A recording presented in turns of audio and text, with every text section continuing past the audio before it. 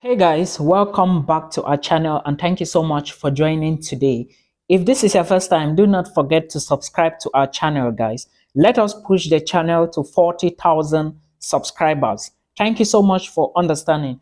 As we all know, or if you didn't know, there are a lot of changes that took place, and those of you that will be moving to Lithuania to study, rather than applying for a study visa or a national visa, this time around you are going to be applying to get a temporary residence permit. And there are a lot of different changes here, guys. For those of you who are from Cameroon, you should be looking at the Lithuanian embassy, or let me say the VFS Global. And I think the nearest you can get is in Jordan or Lebanon. So this is something you should put into consideration. And again, in this video, I'm going to talk about the list of documents you need to gather, proof of funds and everything. All right, and please make sure you stay till the end of the video so you understand what is needed. If you got an admissions letter to study in any university in Lithuania, maybe Kaunas University or maybe any school in Lithuania, then you will be needing a temporary residence permit. But before I go, there will be links in the video description box to help you navigate to where you can check this information. Guys, please do not forget that I said you should like the video. Now let's go to the documents that you need in order to submit for this temporary residence permit. The documents include: one, a valid travel document. We all know that the travel document is the international passport, and I will not advise you to apply for this with a passport that is less than 1 year to expiring date. The reason is because I will explain more further. You have to get an insurance for 1 year. And again, they are saying that the insurance should not be less than 1 year. You understand? So getting a passport that is less than 1 year is a call for concern. I will not advise you to do that. Let your travel document be at least for 1 year and above before the application day or the day you are going to apply for this. All right. Then the other thing you need is a number of the facilitation letter. Now, you need a particular number from the facilitation letter. The facilitation letter is a document. Remember, you are going to fill out a form on the Migri website, which is the website of the immigration, the Ministry of Interior in charge, or the immigration officials of Lithuania. You are going to fill that form on Migri, and when you fill that form, then they are going to generate this particular number. So this number you are going to use, all right, it's going to come from that site. Make sure you read more, because I'm just pointing out the details, the petty details you need to know, but for the real information, you are going to read from the websites. Guys, please do not forget, like I said, follow the website very well. The next document you need is a consent letter. This consent letter is a document that is going to come from your parents if you are a minor, or one of your parents if you are a minor. But remember, according to the website, this letter has to be notarized by a public notary or a member of the municipality in which you are living. But I will prefer you do it with a public notary so that it will help you and it will look authentic. All right. But if you are below 18 years, your parents need to sign a consent letter for you to study in Lithuania. Again, you need sufficient funds or proof of funds. All right, you need sufficient funds, and this proof of funds have to be in the form of a bank certificate. Okay, if you are the one who is going to be supplying that, in fact, it has to be in the form of a bank certificate. And again, if it's coming from your parents, for the person who is a minor, your parents need to give you their bank statement, and they need to equally supply their employment certificate or employment contracts to show that they equally earn money via a job. I hope you understand. If they have pay slips, they could equally add the pay slips to explain further.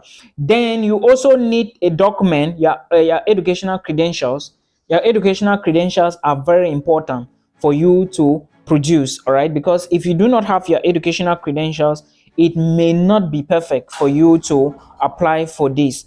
Another thing you need to put into consideration is an undertaking declaring your place of residence. Of course, you need to get an undertaking, all right, because you need to prove where you are going to be living. So I will advise you, first of all, to contact your school, then If your school is not able to give you an accommodation, of course, you have to sign that undertaking to show where you are going to stay. So it's very important. Make sure you read the website again. Then you need a police report. This police report is what we call police convictions, right? A conviction letter. You need it. It's called a police character or a police report. And this report, you need to make sure that you get it from the police station so that you can show the officials and they will be convinced, because they don't want a case where they will be bringing an immigrant into the country, whereas this immigrant is a criminal or maybe has involved his or herself in certain crimes or problems. Then you also need to supply your health insurance.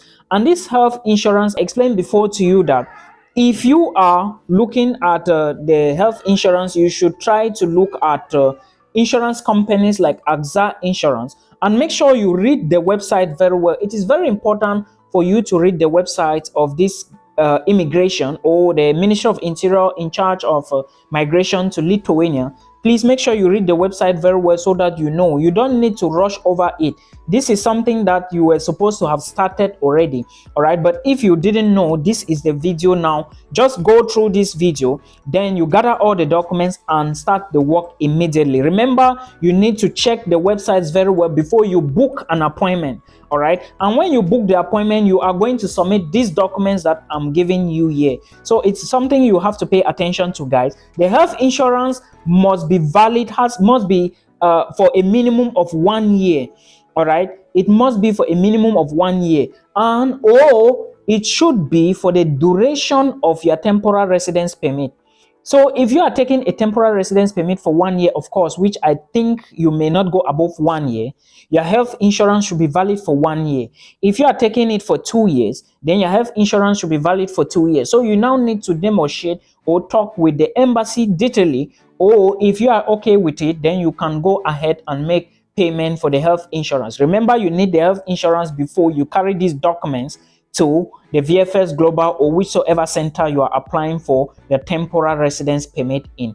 Okay, then the application fee you are submitting to the officials is 60 euros if you are applying for the temporary residence visa. Remember, when you go to the website, what you are selecting is you are a student. They will ask you some questions. You click.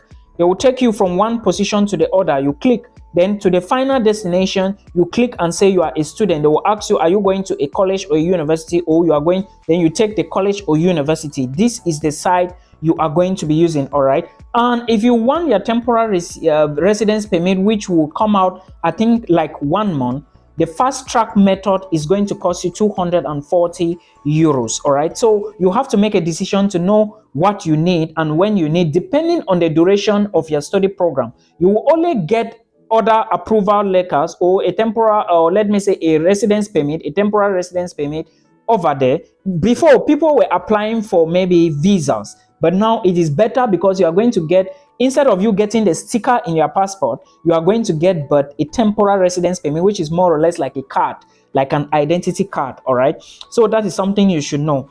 Then when you gather all these documents, you are good to go. For those who are looking to study in Lithuania in January, I will be bringing a video. There is a university, or maybe let me say universities, that are going to be opening for January intake, that is January 2024, which is the winter intake of 2024. And most of these schools will be opening only around November, September, October, November, December, like that. But before that time, you will have a lot of videos on this channel to follow up from there. Please make sure you check this information on the immigration website, or the Ministry of Interior, or the immigration officials in charge, or let me put it this way, the immigration to Lithuania, the Ministry of Interior to Lithuania. All right, please check the websites very well so that you know what you are doing. Now let's check these details that I post few days back. Because today's video, I'm going to be talking about 3 important things that will give you a study permit or a visa, or whatsoever way you want to call it,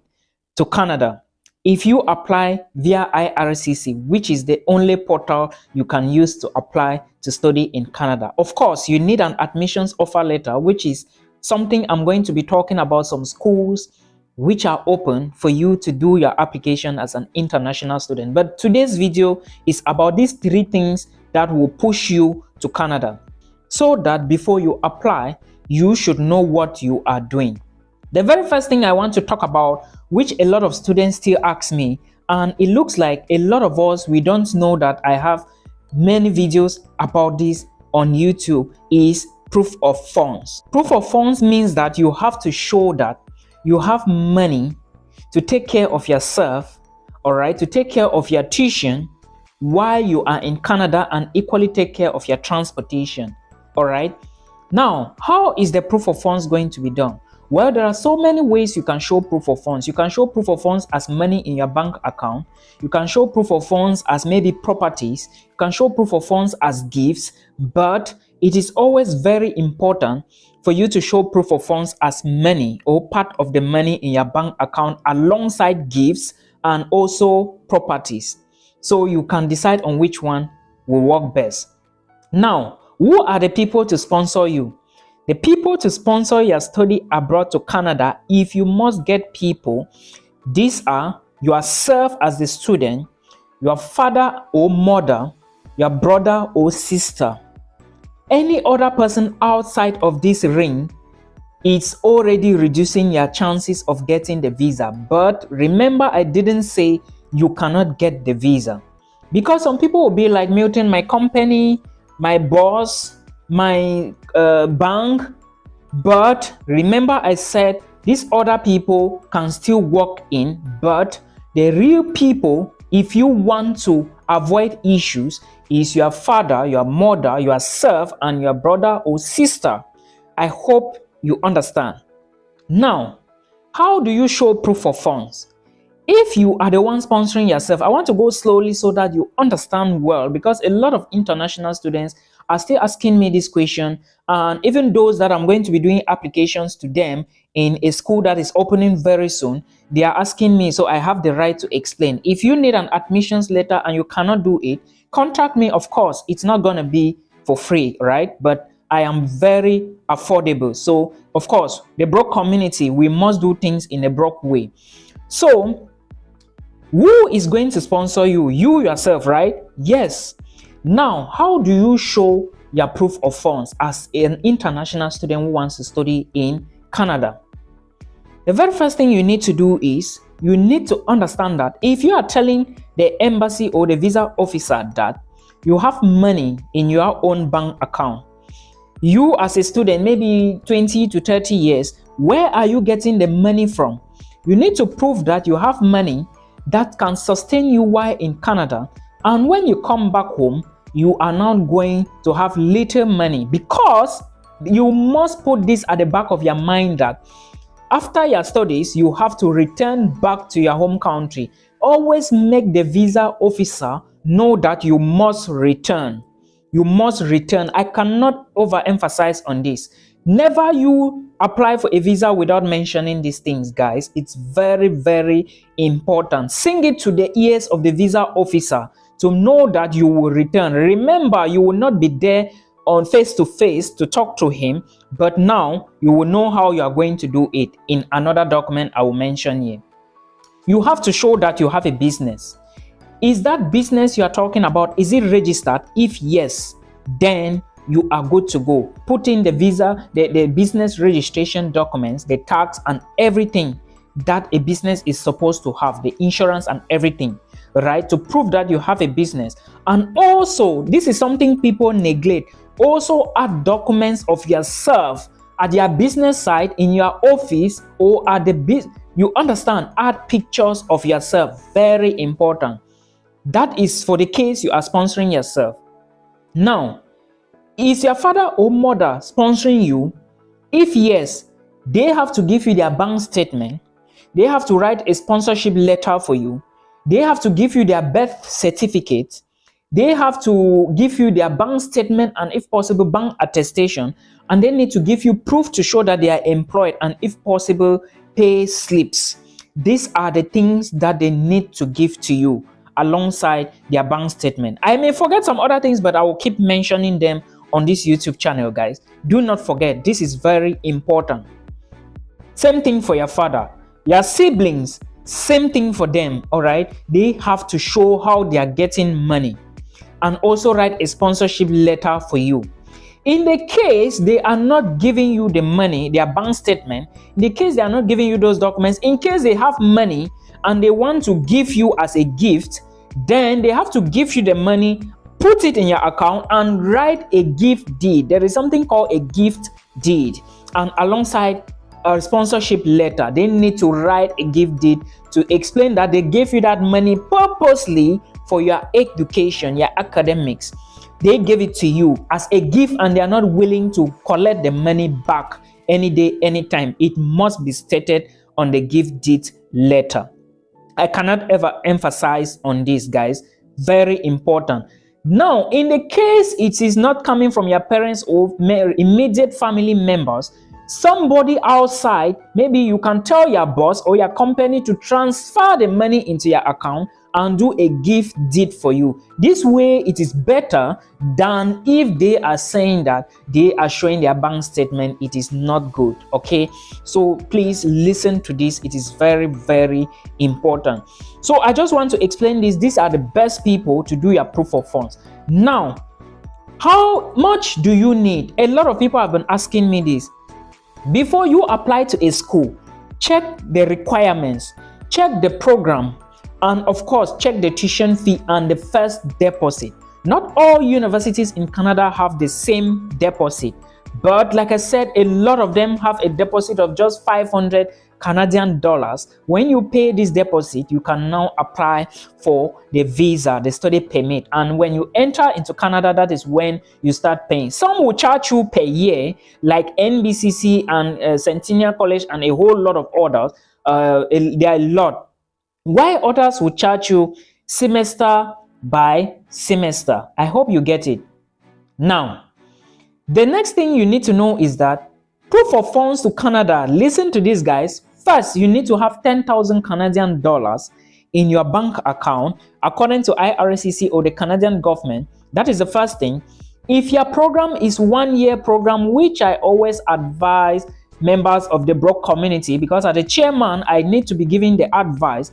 Make sure you check a program that lasts for 1 year if you are broke and you don't have enough money, because it is going to help you get proof of funds in case people are helping you.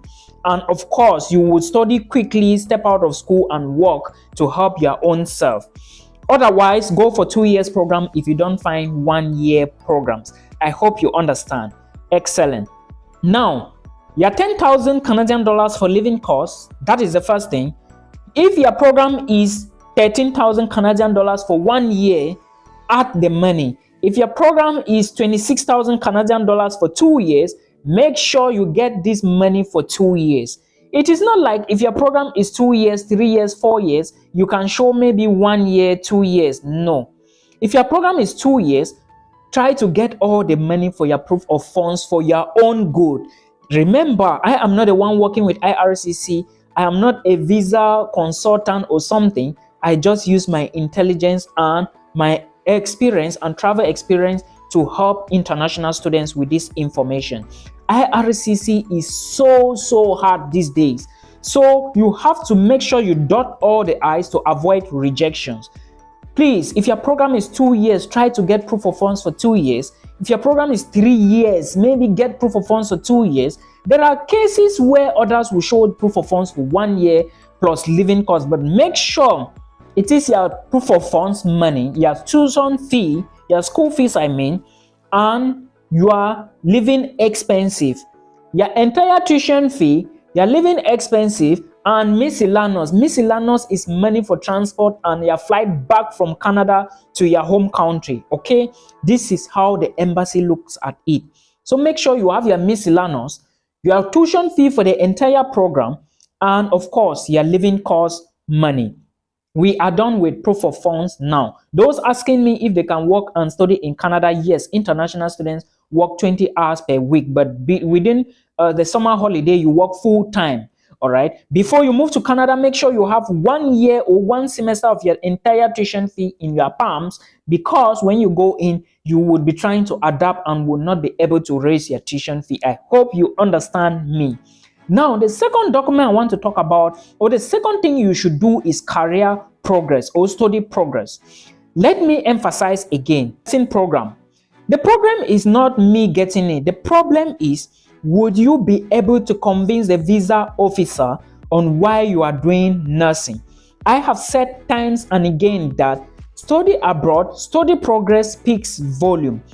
If you graduated long time ago, let's say 3 years ago with zoology, and now you are working as an accountant and you want to go back to school, look for accounting related courses, because you would be able to justify why you are studying accounting. And of course, they do understand that you can change your career goals. All right, so it is not a big deal at all.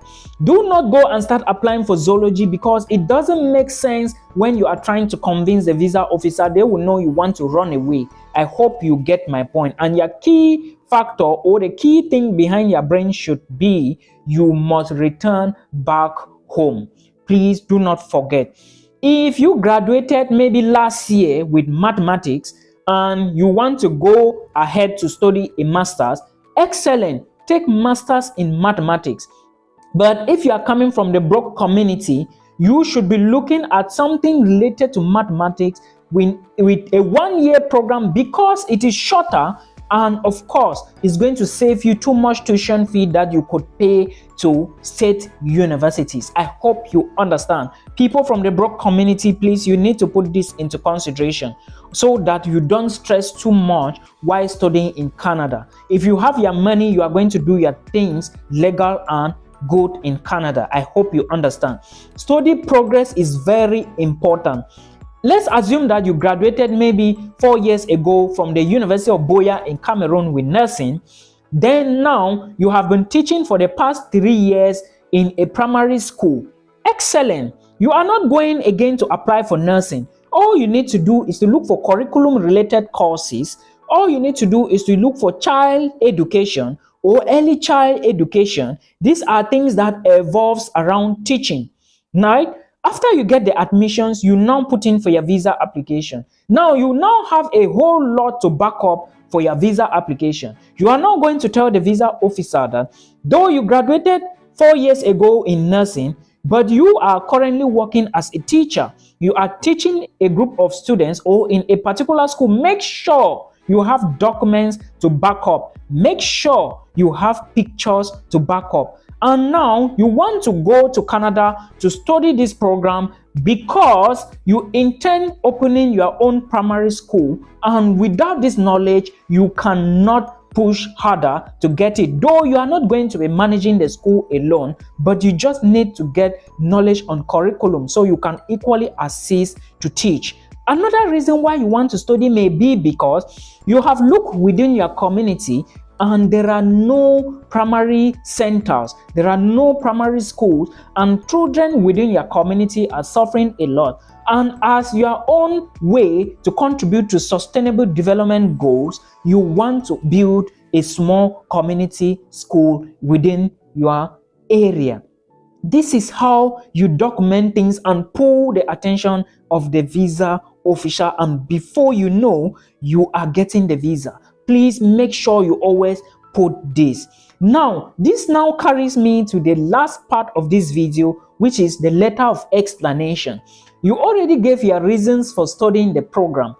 Which program are you actually studying? What is the duration of the program? Who is going to be your sponsor? How is it going to contribute to your country, like I explained to you? Do you have any reasons why you choose to study this program in Canada? You need to bring out the reasons. Multicultural language, ability to meet people from a wide range of religion.